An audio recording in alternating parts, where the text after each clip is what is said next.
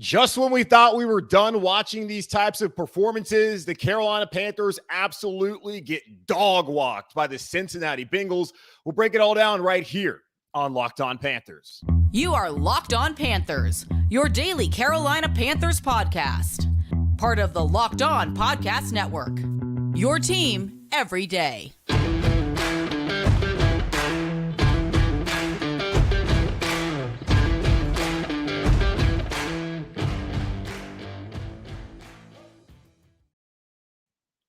Welcome into another edition of the Locked On Panthers podcast, a part of the Locked On Podcast Network. I'm your host, as always, Julian Council, talking Carolina Panthers with you every Monday, Tuesday, Wednesday, Thursday, and Friday. And, of course, every Sunday following the Panthers game as they lost today, 42-21 at Cincinnati. Be sure to watch our show and subscribe to our show over on our Locked On Panthers YouTube channel, where you can check out all the live shows and every episode of the show. If you ever miss a live show, that's okay. You can always check us out wherever you listen to your favorite podcast. Just be sure to rate, review, and subscribe so you don't miss a single episode of the show, of course. And be sure to follow me, Julian Council, on Twitter at Julian Council, where every single Friday, typically, I answer your weekly Friday mailbag questions. We'll have to find another day this week or next answer the weekly Friday mailbag questions at the Carolina Panthers play Thursday night against the Atlanta Falcons here in Charlotte. So there will not be a weekly Friday mailbag, but either way, either at me or DM me to get your mailbag questions into me now, and I'll answer them typically on Fridays or whenever I get a chance to get to it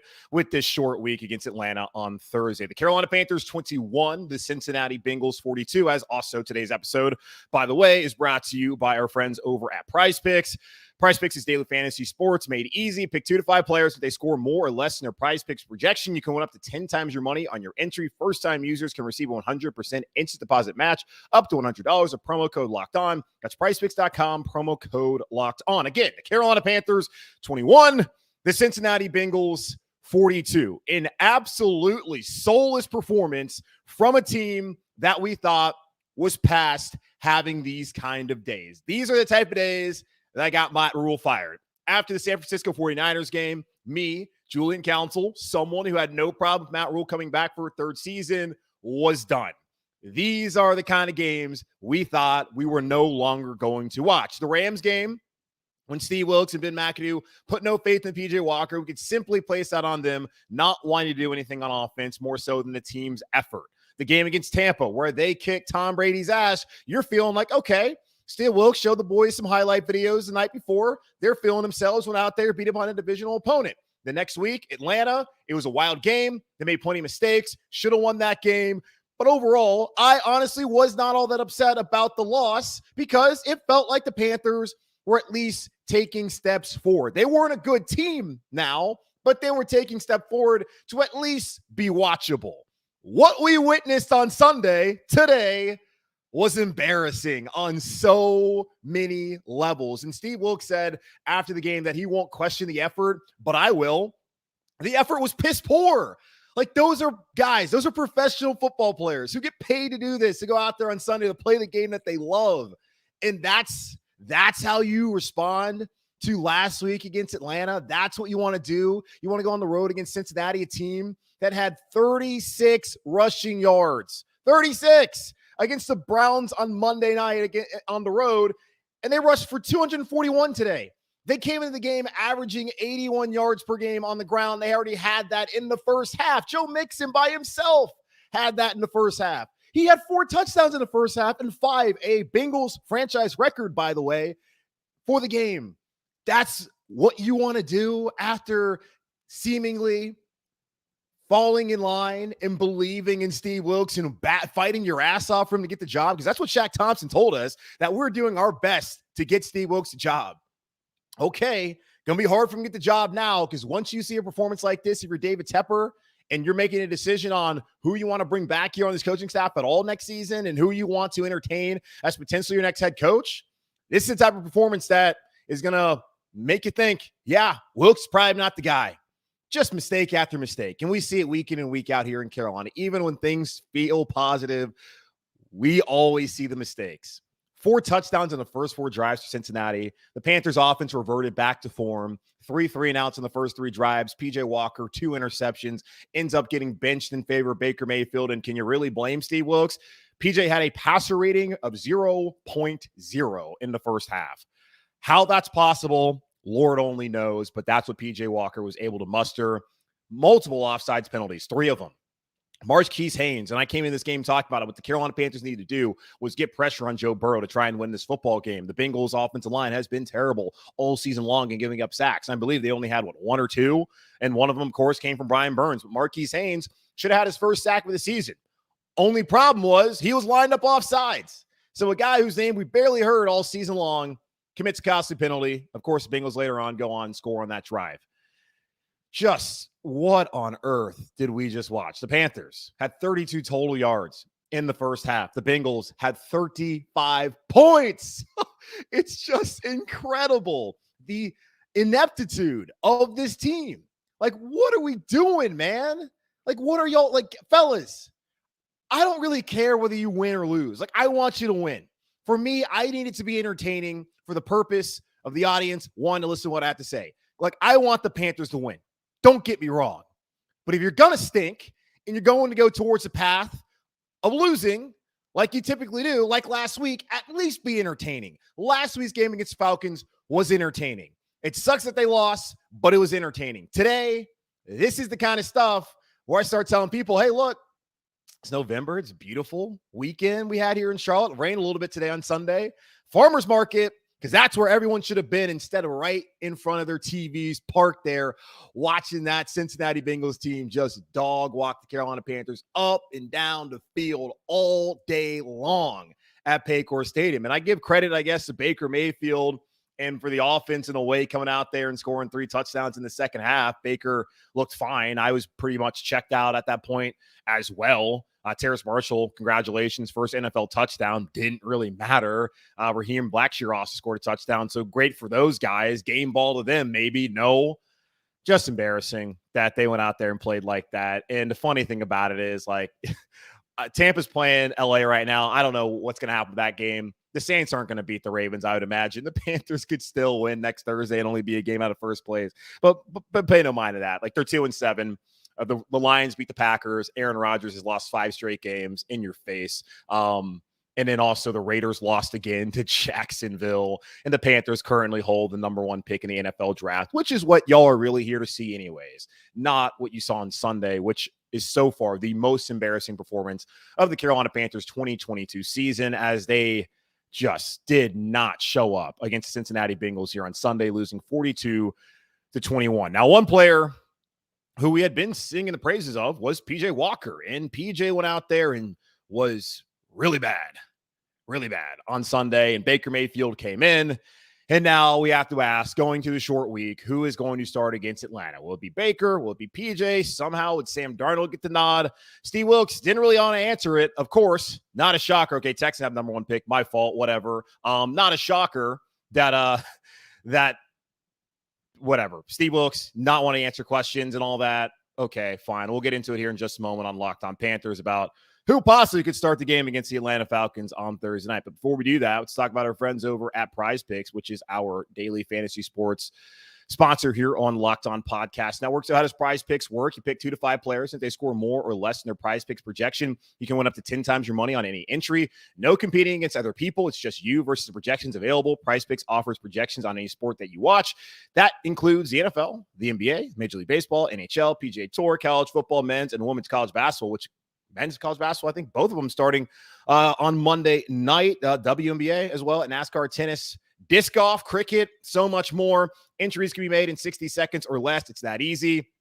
Safe and fast withdrawals currently operational in over 30 states and north of the border in Canada. Download the Prize Picks app or go to prizepicks.com to sign up and play daily fantasy sports. First-time users can receive a 100% instant deposit match up to $100 with promo code Locked On. So this is what happens if you deposit $100. Prize Picks will give you $100. If you deposit $50, Prize Picks will only give you $50. Don't forget to enter promo code Locked On at sign up for an instant deposit match of up to $100 when you download the Prize Picks app or go to prizepicks.com today. Okay. So again, Panthers lose 42-21 against the Cincinnati Bengals. An absolutely listless effort this afternoon. And I have someone saying now here on the chat live here on YouTube, which of course, make sure to watch the show and subscribe to the show on our Locked On Panthers YouTube channel. Check out all of my live reaction following every Panthers game here on the channel. If you miss it, of course, you can check it out wherever you listen to the podcast. Currently, if you are listening to the podcast right now, of course, not to the live listeners I'm talking to right now, but to the people who listen to the podcast. I have someone saying, give Jacob Eason the start on Thursday night. If you want to lose out, Jacob Eason certainly is the path to being the number one pick in the NFL draft, which apparently the Houston Texans currently hold, and they'll need it because Davis Mills is not the answer for them. And we found out today, although we really didn't, but we already knew it, that PJ Walker is not the answer for the Carolina Panthers. And back on the Friday mailbag, I had people asking, hey, what if PJ's the guy? It's like, okay, what if PJ's the guy? It would allow the Carolina Panthers to go out there, maybe draft Will Anderson out of Alabama, or go address other needs with that first-round pick instead of having to go get a quarterback and hope in 3 or 4 years that they chose right. Because, again, it's a crapshoot. Bryce Young, man, that guy always finds a way. Unfortunately, couldn't get it done last night at LSU. Not his fault they lost that game at all. CJ Stroud had his worst performance of the year. Doesn't do great against pressure, but they found a way. Probably still the Heisman Trophy favorite. Will Levis in Kentucky beat Mizzou. Hendon Hooker didn't look the same against that Georgia team. And those are the kind of games that you want to pay attention to because those are the teams that have NFL players. So Hendon Hooker, not great in that Mickey Mouse offense against Kirby Smart and that Georgia D. Not saying he's not a good quarterback, but those guys, that's kind of what their roundup was on Saturday when they played in those games. So it's a crapshoot when you draft a quarterback. But the Panthers' path forward to trying to find a franchise quarterback has to be drafting one. We know that. And drafting one in the first round, not a third-round pick that you trade up for because you have to make a decision. You got to do something because you fell through with the Baker Mayfield trade. And you're like, oh, my God, we have to draft a quarterback. Let's draft Matt Corral. Okay, go ahead. Draft Matt Corral. Gets hurt, unfortunately, and I wish Matt was healthy so we could see what Matt Corral has. But either way, new head coach isn't coming in here and being like, you know who's my guy? Matt Corral. That's not the case. We know that Baker's not the answer. We've already seen it. Look better than PJ on Sunday afternoon. Okay, cool, great. Being a good teammate, I appreciate that. It was kind of funny, Laura Oakman on the Fox broadcast, who was showing how how Baker and Sam Darnold were sitting there on the sideline watching film and writing notes and getting on the PJ. It's like, damn, Baker Mayfield went from the number one pick, taking the Cleveland Browns to the playoffs, to then being dumped in favor of Deshaun Watson, who had a bunch of things that he is allegedly have done, and then gets straight here to Carolina, loses his job, and now he's taking notes for PJ Walker. What a fall from grace. Sam Darnold, at least he definitely deserved to be there being a note taker for PJ. But damn, like we know that those two guys aren't the answer. PJ's not the answer. It's unfortunate. But honestly, it's probably the best thing for them. And for Steve Wilks, it sucks for him. And although Wilks has kind of gone week to week with this whole deal, he's like, okay, PJ's our guy right now, which of course, hey, PJ played well against the Bucs when they gave him an opportunity. He played well in the second half last week, had the throw of the year, according to Patrick Mahomes of the Kansas City Chiefs. That should have won the game last week. Today, what was it, 3 of 10 for 9 yards, 2 interceptions? Both of them were horrid. Terrid's not a word, is it? I don't know. Terrible. That's what I wanted to say. But a 0.0 passer rating, dude, what are you doing? And I'm someone who wants to support PJ Walker. And moving forward, what do they do? Is that because that's the question coming out of this game, more so than oh, well, hell, they lost. It's okay. Well, you had PJ, and then you put in Baker, and Baker played fine. And Baker's shown that he can sit back there and be a good teammate. So what do you do now? You got a short week.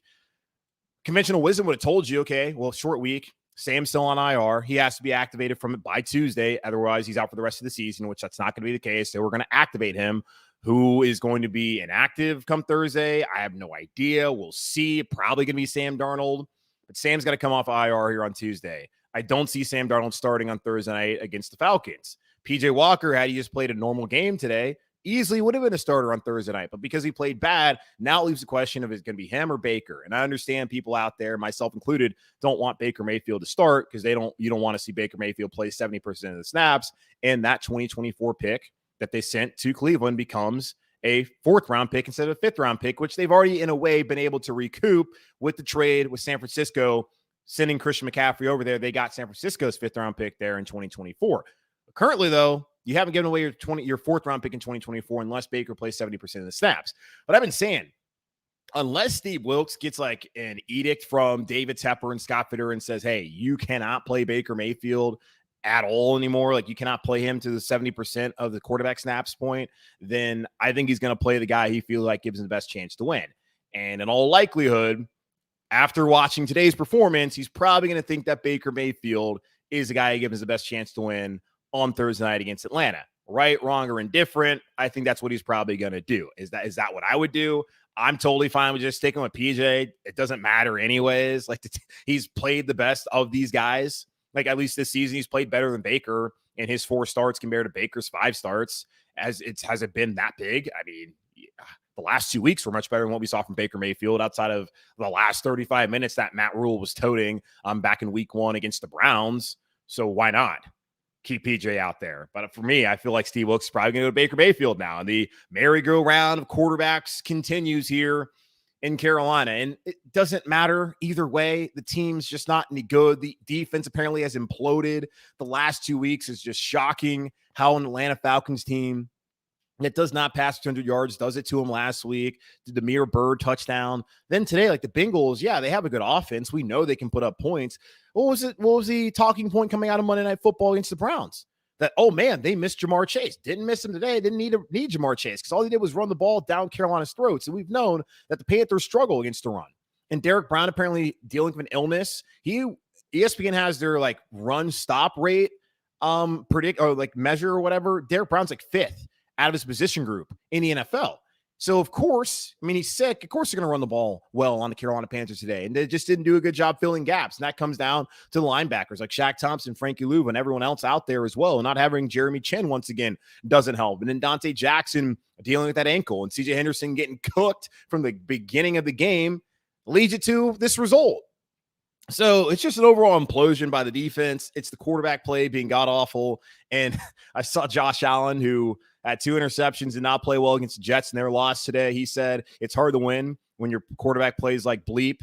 Well, you saw it today at the Carolina Panthers, and we've seen it over the last 3+ years. It's hard to win when your quarterback plays the way P.J. Walker played in the first half.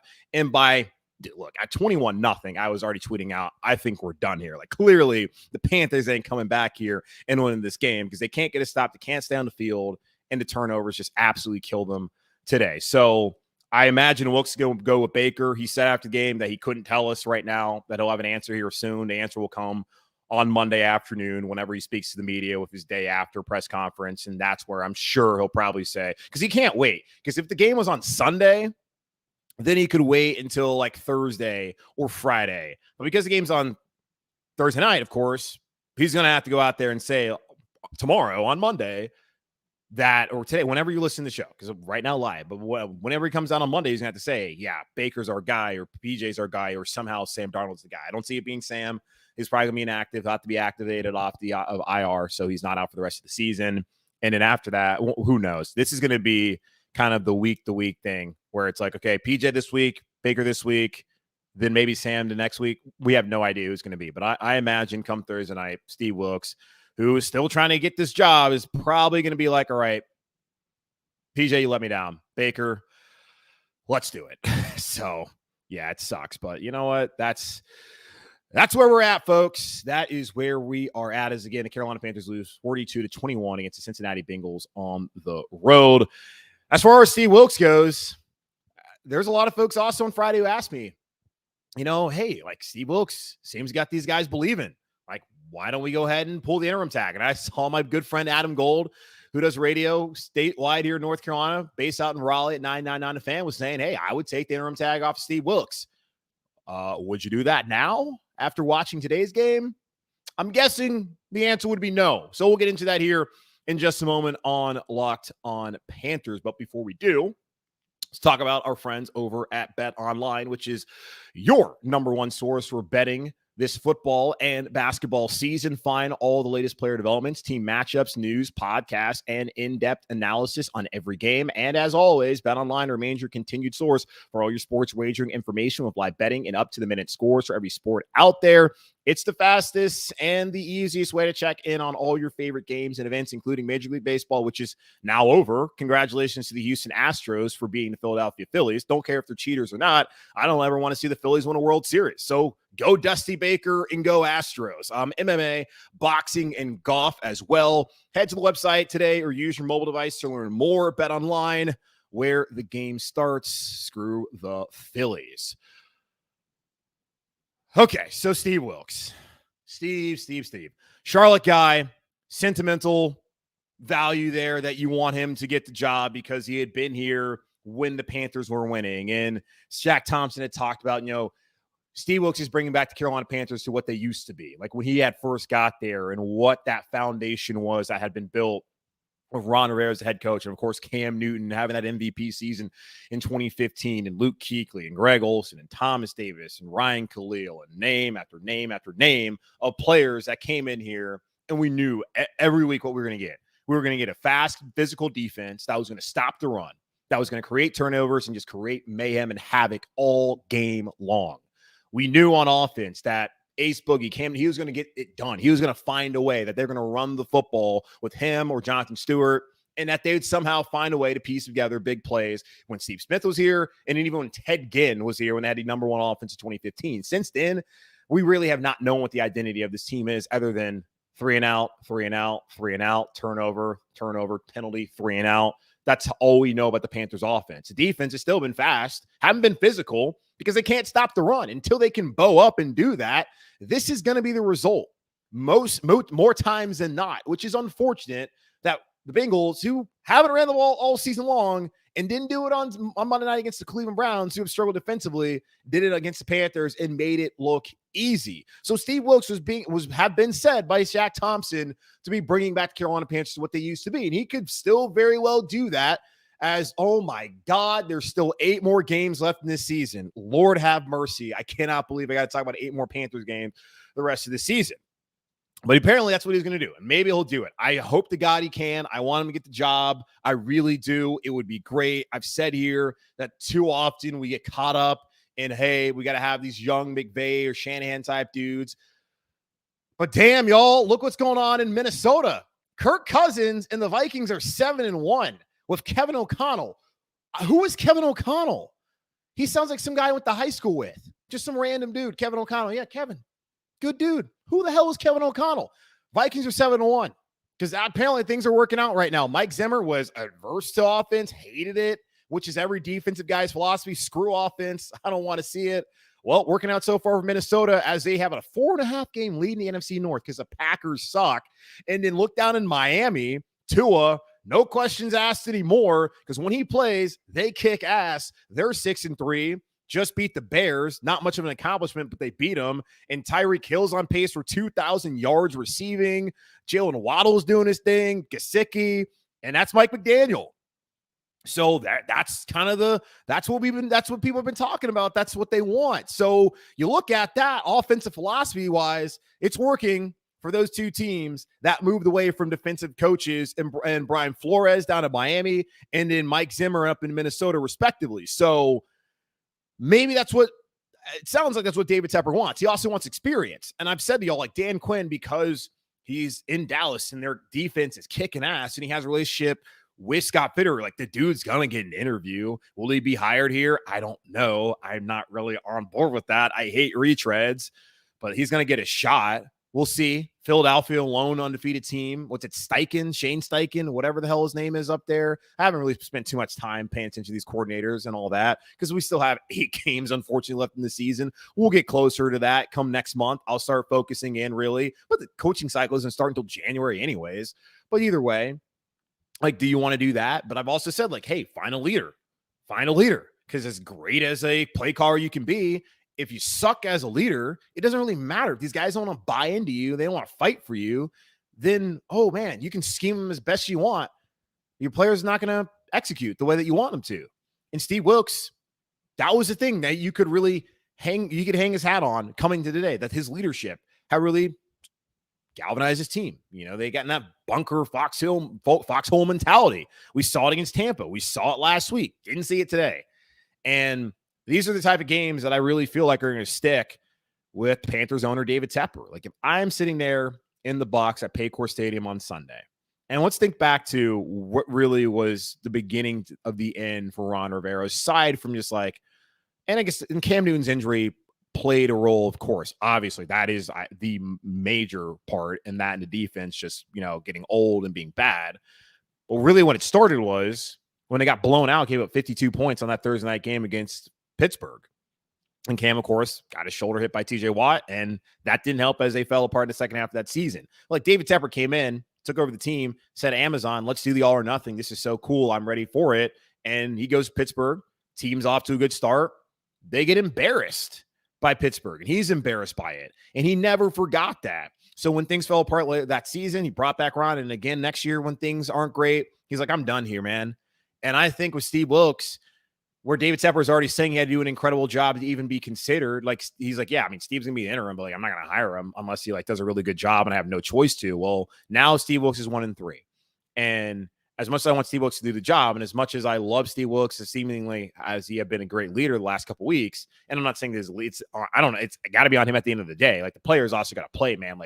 Like that was ridiculous. I don't know how much you really put on him because it's the same players who didn't go out there and execute for Matt Rule, not executing for him. So is it the head coach?